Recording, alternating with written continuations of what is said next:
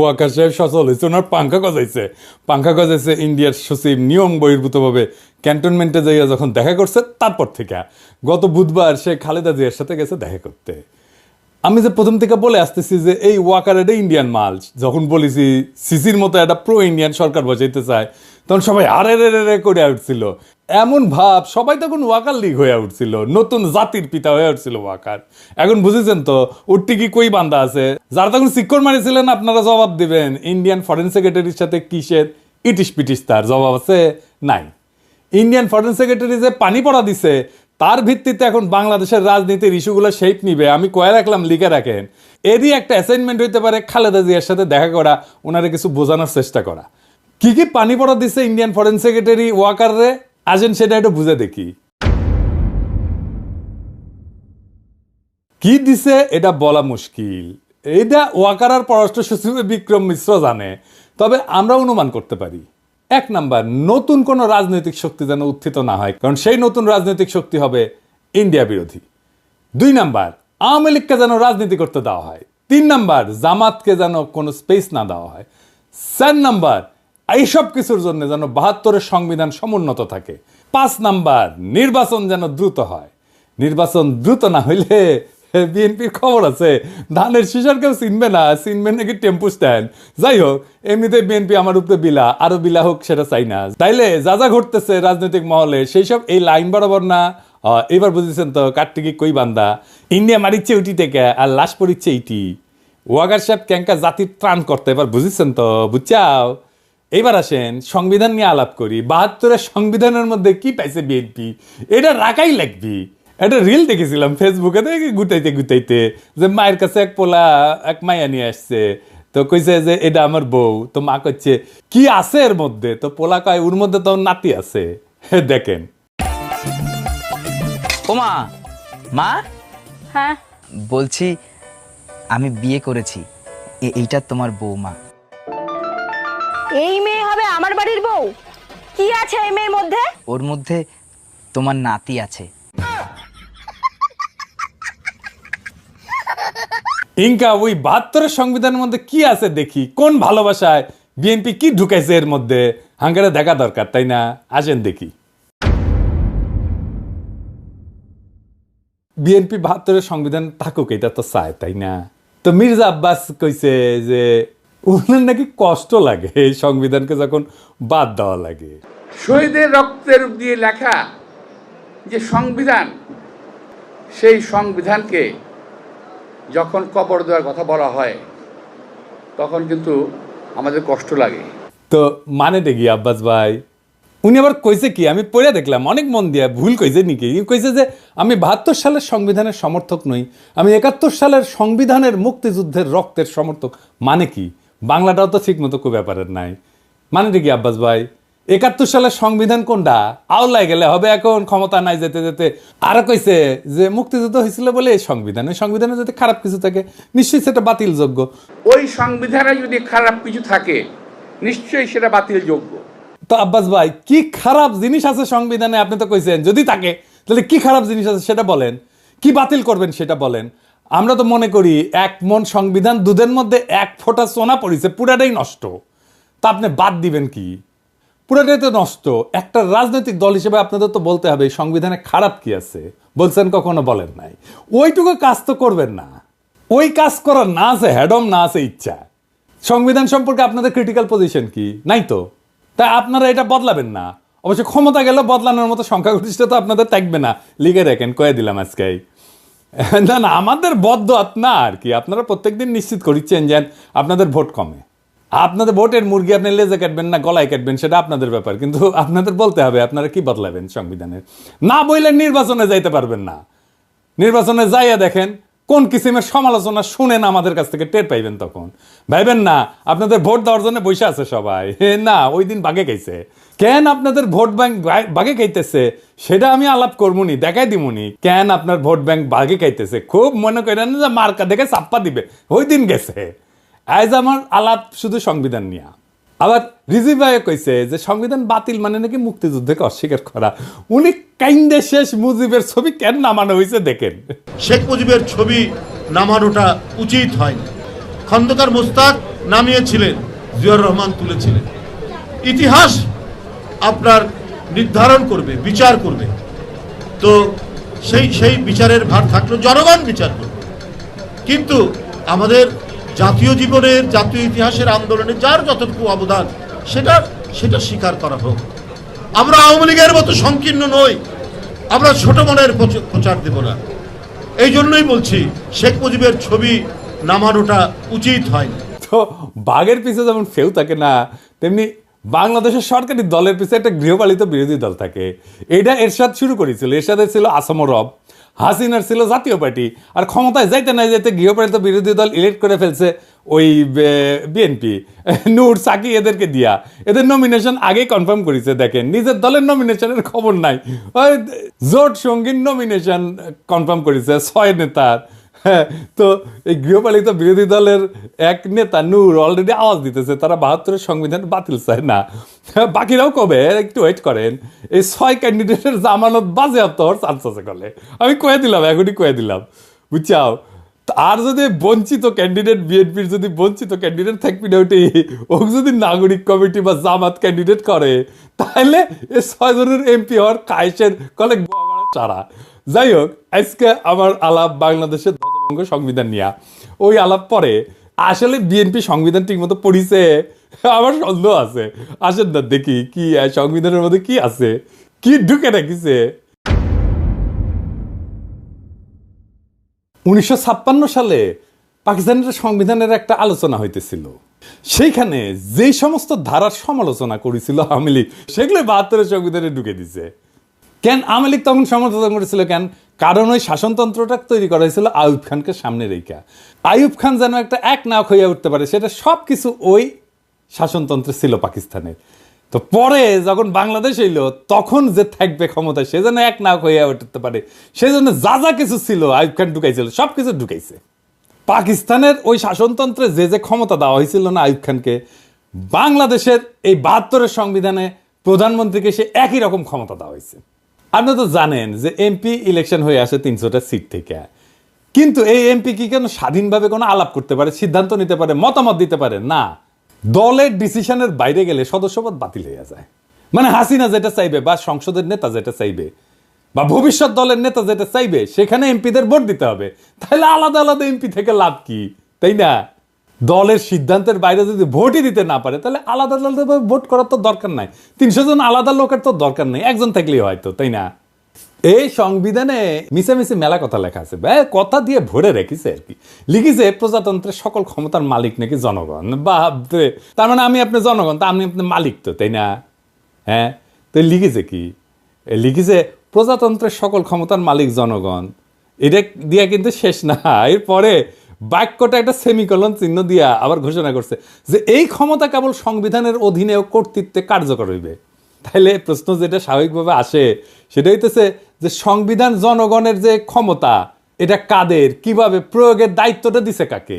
এই ক্ষমতা কেবল সংবিধানের অধীনে ও কর্তৃত্বে কার্যকর হবে। তার মানে কি? তার মানে এই ক্ষমতাটা প্রয়োগের দায়িত্ব কারে দিছে, বুঝছেন? এই ক্ষমতা প্রয়োগের মালিক হইতেছে প্রধানমন্ত্রী। আপনি মালিক, কিন্তু প্রয়োগ করবে প্রধানমন্ত্রী। মানে বুঝেছেন তো, মালিক আপনি, কিন্তু মালিকের ক্ষমতা প্রধানমন্ত্রী।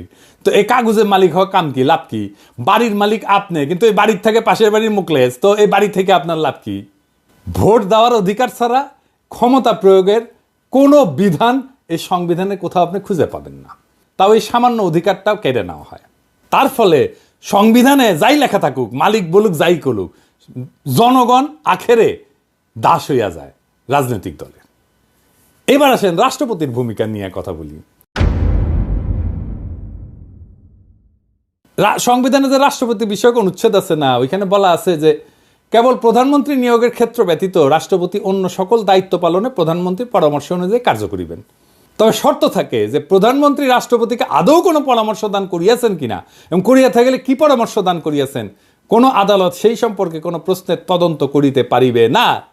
অর্থাৎ সংবিধান রাষ্ট্রপতিকে যে সব ক্ষমতা দিছে বলে মনে করা হইতেছে, তার কোনোটাই আসলে তার নাই, বুয়া। সবই প্রধানমন্ত্রী পরামর্শ অনুযায়ী প্রয়োগ করতে বাধ্য। তা প্রধানমন্ত্রী পরামর্শ ছাড়া যদি প্রয়োগ করতে না পারে, তাহলে রাষ্ট্রপতি থেকে লাভ কি বলেন তো? বিচারপতি, নির্বাচন কমিশনের নিয়োগ, সকল সাংবিধানিক পদে নিয়োগ দান, দণ্ডপ্রাপ্ত আসামির দণ্ড মওকুফ, কোনো কিছুই প্রধানমন্ত্রী পরামর্শ ব্যতীত করার ক্ষমতা সংবিধান রাষ্ট্রপতিকে দেয়নি। আবার সংবিধান পড়লে মনে হতে পারে যে রাষ্ট্রপতি প্রতিরক্ষা বাহিনীর সর্বাধিনায়ক, সে বিচারপতি নিয়োগ করে, অ্যাটর্নি জেনারেল নিয়োগ করে, নির্বাচন কমিশন, মহাহিসাব নিরীক্ষক নিয়োগ করে। কিন্তু আগের অনুচ্ছেদটা যদি দেখেন না, তাইলে এই সমস্ত ক্ষমতা আসলে দেখা যাচ্ছে যে দৃশ্যত রাষ্ট্রপতির, কিন্তু প্রকৃতপক্ষে এটা প্রধানমন্ত্রীর আন্ডারে। রাষ্ট্রপতি প্রধানমন্ত্রীর আন্ডারে চাকরি করা এক বালচুন, যার নিজের কোনো ক্ষমতা নাই, চাঁদের মতো আর কি, নিজের কোনো আলো নাই। প্রধানমন্ত্রী সূর্যের আলোতে সে আলোকিত। তো সংবিধান অনুসারে বলছে যে রাষ্ট্রপতির আছে প্রধানমন্ত্রী নিয়োগের ক্ষমতা, কিন্তু এবার বলাও আছে যে সংসদের সংখ্যাগরিষ্ঠ সদস্যের আস্থাভাজন বলে রাষ্ট্রপতির নিয়োগ প্রতীয়মান হইতে হবে। তার মানে রাষ্ট্রপতি তাকেই প্রধানমন্ত্রী নিয়োগ করবে যে সংসদের সংখ্যাগরিষ্ঠ। তার মানে তার রাষ্ট্রপতির তো আসলে কোনো ক্ষমতা নাই। প্রকৃত অর্থে প্রধানমন্ত্রী নিয়োগের ক্ষমতাও তার না। এটা হলো সংখ্যাগরিষ্ঠ সংসদ সদস্যের ক্ষমতা। তারপরে প্রধানমন্ত্রী তো প্রজাতন্ত্রের নির্বাহী ক্ষমতার অধিকারী করছেই, মন্ত্রী নিয়োগ করা, বরখাস্তের এখতিয়ার সংবিধানে প্রধানমন্ত্রীকেই দিছে। বাংলাদেশের সংবিধানে প্রধানমন্ত্রীকে যে ক্ষমতা দেওয়া হয়েছে, প্রাচীনকালে সম্রাটদেরও এই ক্ষমতা ছিল না। আচ্ছা, এবার আসেন, পৃথিবীর সব দেশে ইমপিচ করা যায় রাষ্ট্রপ্রধানকে, তাই না? সংবিধান অনুসারে প্রধানমন্ত্রীকে কি ইমপিচ করা যায়? প্রধানমন্ত্রীর বিরুদ্ধে যদি কোনো অভিযোগ ওঠে, তাহলে তদন্ত করবে কে? এটাও কি রাষ্ট্রপতিকে প্রধানমন্ত্রীর সাথে পরামর্শ করে করতে হবে? প্রধান বিচারপতির বিরুদ্ধে যদি কোনো অভিযোগ ওঠে, তাহলে সেটা তদন্ত করার অধিকারী বা কে? কেমন করে করবে? প্রধানমন্ত্রী রাষ্ট্রীয় পররাষ্ট্র বিষয়ে রাষ্ট্রপতিকে অবহিত করবেন, ঠিক আছে, কিন্তু অবহিত হয়ে থাকে কি যথেষ্ট? যদি প্রধানমন্ত্রী কোনো রাষ্ট্রীয় কর্মকাণ্ড বা পররাষ্ট্র সম্পর্ক নির্ণয়, রাষ্ট্রীয় নিরাপত্তা, দেশের স্বাধীনতা, সার্বভৌমত্ব কিংবা বাংলাদেশের সংবিধানের সঙ্গে অসঙ্গতিপূর্ণ হয়, তাহলে তার বিচারটা করবে কে? এই বিচারের সুযোগ আমাদের সংবিধানে নাই। এইভাবেই সংবিধান প্রধানমন্ত্রীর স্বেচ্ছাচারিতার সুযোগ করে দেওয়া হয়েছে। এই সংবিধানের মধ্যে লুকায় আছে ফ্যাসিবাদের বীজ, এই সংবিধানের মধ্যে লুকায় আছে স্বৈরাচারের বীজ। ওই যে বলছি না, এর মধ্যে কি আছে? এইটাই আছে, ওইটাই বিএনপির পছন্দ। ও বিএনপি ওই আর একটা স্বৈরাচার হয়ে উঠতে চায়। এই যে আভ্যন্তরীণ রাজনীতি, অর্থনীতি, আইন শৃঙ্খলা পরিস্থিতিতে বিশৃঙ্খলা, অরাজকতা, এমনকি দেশদ্রোহিতা করছে যে হাসিনা, এর জন্য হাসিনাকে দায়ী, দোষী সাব্যস্ত করা, বিচার করার সাংবিধানিক সুযোগ সংবিধানে নাই। বুঝছাও? বিশ্বের সবচেয়ে ক্ষমতাধর ব্যক্তিকে, মার্কিন প্রেসিডেন্ট তো, তাই না? তারই ইমপিচ করা যায়। আর আমাদের সংবিধান এমন যে প্রধানমন্ত্রীকে ইমপিচ করা তো দূরে থাক, সাংবিধানিকভাবে তার কাছে জবাবদিহিতা চাওয়ার এবং আদায় করার কোনো সুযোগ নাই, ব্যবস্থাও নাই। এই জন্যই এই সংবিধান, ৭২-এর সংবিধান এত পছন্দ বিএনপির। বুঝছাও? এইবার আসেন দেখি যে রাষ্ট্র তার ঘোষিত নীতির উল্টা নীতিও এই সংবিধানের বলে বাস্তবায়ন করতে পারে। কেমনে? আসেন দেখি। সংবিধানে রাষ্ট্র পরিচালনার মূলনীতি লেখা আছে। তো একটা মূলনীতির তো একটা অংশ রাজনৈতিক, আমরা জানি, এবং একটা অংশ অর্থনৈতিক। রাষ্ট্র যে রাজনৈতিক এবং অর্থনৈতিক লক্ষ্য নির্ধারণ করছে, তার বাস্তবায়ন আদালতের এখতিয়ারের বাইরে রাখা হয়েছে। এই নিয়ে যদি কোনো প্রশ্ন নাও তোলা হয়, আর যদি রাষ্ট্র যদি তার ঘোষিত নীতির বিপরীতে কোনো নীতি বাস্তবায়ন করতে যায়, তাহলে সেটা আদালতে যায় বন্ধ করা যাবে না। যেমন ধরেন, আমাদের রাষ্ট্রীয় মূলনীতিতে স্বাস্থ্যকে, চিকিৎসাকে একটা মৌলিক অধিকার হিসেবে বর্ণনা করা হয়েছে। এখন আপনি যদি চিকিৎসা না পান, চিকিৎসা দিতে যদি না পারে, আপনি কি আদালতে যে মামলা করে দিতে পারবেন রাষ্ট্রের বিরুদ্ধে, সরকারের বিরুদ্ধে? পারবেন না। তো তাইলে মৌলিক অধিকার থেকে লাভ কি? এই সংসদকে 2/3 ভোটে সংবিধানের সব কিছু পরিবর্তন, স্থগিত, এটার ক্ষমতা দেওয়া হয়েছে। যেটা এমনকি মূলনীতি হইলেও, সংবিধানের মূলনীতি হইলেও, রাষ্ট্রীয় মূলনীতি হইলেও, সেটা মৌলিক অধিকার হইলেও, এমন যে কোনো কিছুই সে স্থগিত করে দিতে পারে, নষ্ট করে দিতে পারে। রাষ্ট্রের মূলনীতি বাস্তবে প্রয়োগ না করে সম্পূর্ণ বিপরীত পথে চললেও তা কোনোভাবে সংবিধানের লঙ্ঘন হবে না, যদি 2/3 ভোট আপনি পান। এবং এই রাহাজানি বন্ধ করার কোনো সাংবিধানিক ব্যবস্থা এই সংবিধানে নাই। 2/3 ভোট নিয়ে বাংলাদেশের নাম যদি গান্ডুল্যান্ড করে দেওয়া হয়, তাও সই, সেটাও সংবিধান সম্মত। আর এই সংবিধানে হাত দিতে হলে বিএনপি ব্যথা পায়।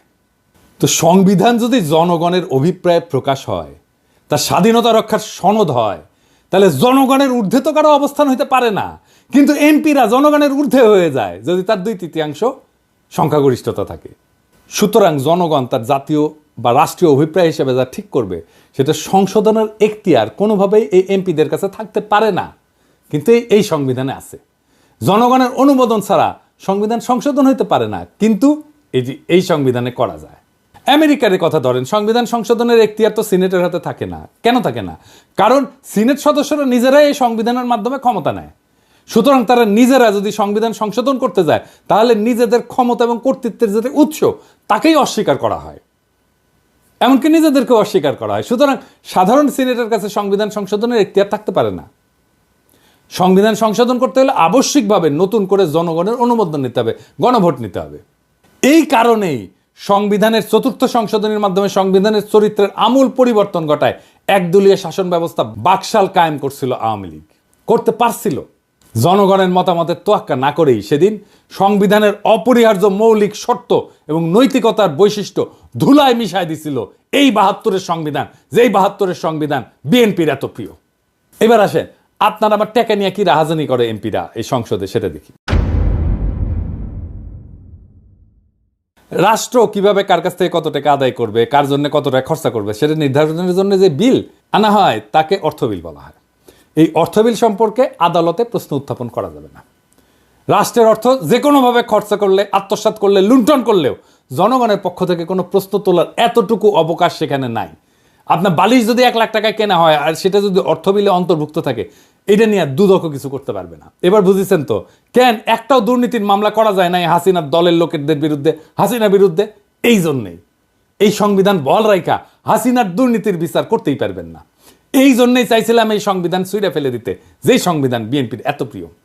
এই সংবিধানের একাদশ ভাগে একবারে শেষ দিকে একটা অনুচ্ছেদে বলা আছে, এই সংবিধানের বিধানাবলী সাপেক্ষে সকল প্রচলিত আইনের কার্যকারিতা অব্যাহত থাকিবে, তবে অনুরূপ আইন এই সংবিধানের অধীনে প্রণীত আইনের দ্বারা সংশোধিত বা রহিত হইতে পারিবে। এর মানে হইতেছে পাকিস্তান আমলে যে সমস্ত আইন বিধি বিধান জারি ছিল তা ছিল ব্রিটিশদের পরিত্যক্ত, তাই দুইবার স্বাধীনতার পরেও দাড়ি কমা সমেত বাংলাদেশে জারি করা হইল সেই সমস্ত আইন। সংবিধানে যেখানে মৌলিক অধিকারসমূহের বিবরণ দেওয়া হয়েছে, সেই অধিকারসমূহে আইন অনুযায়ী বা আইনের বিধান সাপেক্ষে বা জনস্বার্থে প্রচলিত আইনের বিধিনিষেধ সাপেক্ষে ইত্যাদি শব্দ ব্যবহার করে পঙ্গু করে দেওয়া হয়েছে। একটা উদাহরণ দিই, ভাষার মারপ্যাচ দিয়া কেমনি আমাদের অধিকারের আছে। সংবিধানে বলা হয়েছে আইন অনুযায়ী ব্যতীত জীবন ও ব্যক্তি স্বাধীনতা হইতে কোনো ব্যক্তিকে বঞ্চিত করা যাইবে না। তার অর্থ দাঁড়ায় আইনের মাধ্যমে ছাড়া কোনো ব্যক্তিকে জীবন ও ব্যক্তি স্বাধীনতা হইতে বঞ্চিত করা যাবে না, অর্থাৎ আইন নির্ধারিত পদ্ধতিতে করা যাবে, তাই না? এই জন্যই পরবর্তী সময়ে যে বিচার বহির্ভূত হত্যা, ক্রসফায়ার নামে যেটা কুখ্যাত, তার মতো বর্বর ব্যবস্থা সংবিধান সম্মত হইয়া গেছে। কারণ দেখানো যায় ক্রসফায়ারও আইনসম্মত। আপনি কি দেখেছেন এতগুলো ক্রসফায়ার হয়েছে, এর বিচার কেন হইল না? এ বুঝেছেন তো বিএনপি এসে এটার বেনিফিট নিবে। ক্রসফায়ার তো বিএনপি শুরু করেছিল। 1898 সালে ব্রিটিশ যে ফৌজদারি কার্যবিধি ছিল, এর ধারা অনুযায়ী বিচারে যদি মৃত্যুদণ্ড বা যাবজ্জীবন কারাদণ্ড হইতে পারে এমন অভিযোগ অভিযুক্ত আসামিকে কিন্তু পুলিশ গুলি করে মেরে ফেলতে পারে।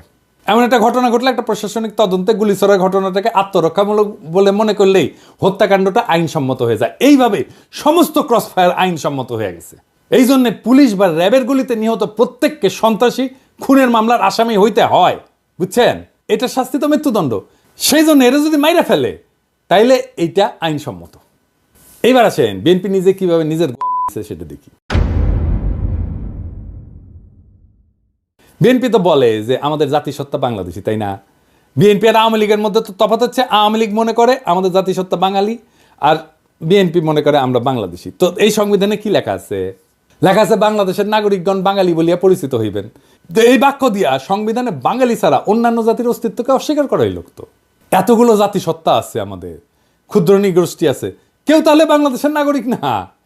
রাষ্ট্র পরিচালনার অন্যতম মূলনীতি অংশে বলা আছে যে ভাষাগত এবং সংস্কৃতিগত একক সত্তা বিশিষ্ট যে বাঙালি জাতি ঐক্যবদ্ধ এবং সংকল্পবদ্ধ সংগ্রাম করিয়া জাতীয় মুক্তিযুদ্ধের মাধ্যমে বাংলাদেশের স্বাধীনতা ও সার্বভৌমত্ব অর্জন করিয়াছেন, সেই বাঙালি জাতির ঐক্য এবং সংহতি হইবে বাঙালি জাতীয়তাবাদের ভিত্তি।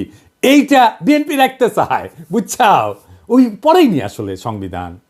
এর মধ্যে বাংলাদেশের সংখ্যালঘু জাতি সরকার প্রশ্নটাই অনুপস্থিত। শুধু অনুপস্থিত না, বরং বাঙালি অহমিকা এবং উগ্রতাকে সাংবিধানিকভাবে প্রতিষ্ঠিত করা হয়েছে এবং তাদের অস্তিত্বকে অস্বীকার করা হয়েছে এবং নাগরিক অধিকারটুকু হরণ করে নেওয়ার ব্যবস্থা করা হয়েছে, যারা ভাষায় বাঙালি না, এমনকি সংস্কৃতিগতভাবে বাঙালি না। সংবিধান অনুযায়ী তারা বাংলাদেশের নাগরিকই থাকে না। তাহলে বিএনপির বাংলাদেশে জাতীয়তাবাদ কই? এবার আসেন আর একটা বিষয়, ভারতকে হাসিনা যা দিছে সেটি কি আর কেন আমরা সেটা জানতে পারি না?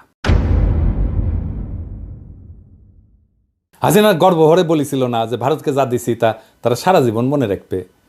তো ইন্ডিয়ার সাথে কি কি চুক্তি হয়েছে জানেন না। এমনকি অন্তর্বর্তীকালীন সরকারও তা জানায় নাই। কেন জানায় নাই?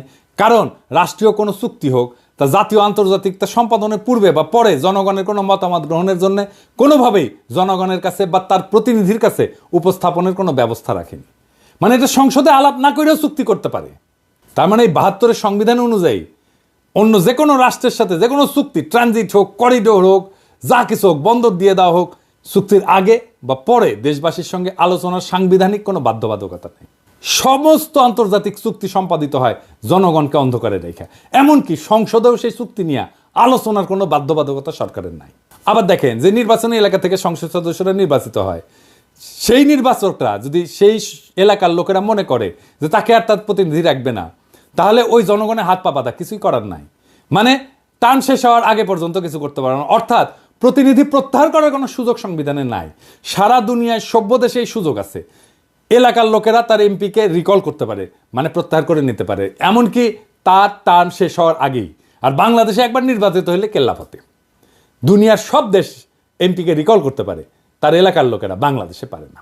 সংবিধান আসলে রচনা হয় কীভাবে? সেভাবে কি আমাদের সংবিধান রচনা হয়েছে? সংবিধান তৈরি করে গণপরিষদ। শুধু সংবিধান তৈরি তাদের কাজ। জনগণ ভোট দিয়া গণপরিষদ তৈরি করে, তারা সংবিধান তৈরি করে চলে যায়। সেই সংবিধানের অধীনে নির্বাচন হয়, নতুন সংসদ তৈরি হয়। কেন এই নিয়ম? কারণ আমি যে আইনে চলবো সেই আইন তো আমি নিজে তৈরি করতে পারি না। তাইলে তো আমার সুবিধা মতো আমি আইন বানাবো, তাই না? আমাদের সংবিধান তৈরি হয়েছে এমপিদের দিয়া। তারাই সংবিধান বানাইছে। তাদের সংবিধান বানানোর জন্য নির্বাচন করা হয়নি, কিন্তু তাদের এই সংবিধান বানানোর ম্যান্ডেটই ছিল না। তারা সংবিধান বানানোর পরে নিজেরাই কন্টিনিউ করছে এমপি হিসাবে, মানে নিজে যে আইন বানাইছে সেই আইন অনুযায়ী সে চলছে। মৌলানা ভাসানী কিন্তু বলছিল যে এই সংবিধানের খসড়া জনগণের কাছে প্রকাশ করার আগে সেটা দিল্লি পাঠানো হয়েছে। 72 সালে জুন মাসে নাকি, তখন আইনমন্ত্রী ছিল কামাল হোসেন, সে সংবিধানের খসড়া বগল দাবা করিয়া বিলাতে যাওয়ার নাম করে দিল্লিতে নাকি গেছিল। আচ্ছা ধরেন বানাইলো সংবিধান, মেলা ভালো সংবিধান বানাইছে, ধরে নিলাম, ধরেন হ্যাঁ তাই সই। তো 73 সালের 22 সেপ্টেম্বর তারিখে 9 মাস গেছে মাত্র। তারপরে সংবিধানের 33 নম্বর অনুচ্ছেদ সংশোধনীর জন্য দ্বিতীয় সংশোধনী বিল পাশ হইল এবং জরুরি আইন সংবিধানে সংযোজিত হইল। এটাও কিন্তু ভারতীয় সংবিধানের 22 নম্বর অনুচ্ছেদের কপি, বুঝছাও? ভারতীয় সংবিধানে আটকাদেশ মেয়াদ 3 থেকে 6 মাস। এনে বাংলাদেশের সংবিধানে আটকাদেশের মেয়াদ কিন্তু অনির্দিষ্টকাল পর্যন্ত, বুঝছাও? তো কি বালের সংবিধান বানাইছিলেন যে 1 বছর না যাইতে কাটাছেড়া করতে হয়? সেই সংবিধান বিএনপির প্রিয়। তাই সংবিধানে তাইলে কি মধু আছে? কি আছে সংবিধানের মধ্যে? এই সংবিধানে আছে ফ্যাসিবাদের বীজ, এই সংবিধানে আছে স্বৈরাচারের বীজ। এই সংবিধান ইন্ডিয়ার ব্রেন চাইল, এইটারই রক্ষা করতে চায় বিএনপি। ইন্ডিয়া আওয়ামী লীগের গোয়া মারিছে, বিএনপি আর সানন্দে বিএনপি পাইতে দিচ্ছে। কি পাইতে দিচ্ছে জিজ্ঞেস করেন না। বাংলাদেশের জনগণ এটা মানবে না। এই সংবিধানের অধীনে নির্বাচন হবে না। প্রফেসর ইউনূসের সরকারের ম্যান্ডেট নাই, বিএনপি বলে তাইলে সংবিধান প্রণয়নের জন্য সংবিধান সভার নির্বাচন হোক। ম্যান্ডেট নিয়ে তারা জনগণের জন্য সংবিধান লিখুক। ওয়েট করেন আপনারা। নির্বাচন করতে চান, আসেন এই গণপরিষদের নির্বাচন করেন। সংবিধান লেখার নির্বাচন সেটা তো করবেন না। দেশের মালিক আপনারাই না, আমরাও দেশের মালিক। শুধু রাজনৈতিক দলের কথা শুই না দেশ চালাবে অন্তর্বর্তীকালীন সরকার, এটা কোথায় লেখা আছে? জুলাই বিপ্লবের টাইমে ছাত্র জনতা একটা স্লোগান দিছিল, দেশটা কারো বাপের না। মাথায় রেখেন, দেশটা রাজনৈতিক দলের কারো বাপের না। সবার মত নিয়ে দেশ চালাইতে হবে। এই সংবিধান ছুঁড়ে ফেলতে হবে। নতুন সংবিধান ছাড়া কোনো নির্বাচন হবে না। Case close. ইনকিলাব জিন্দাবাদ।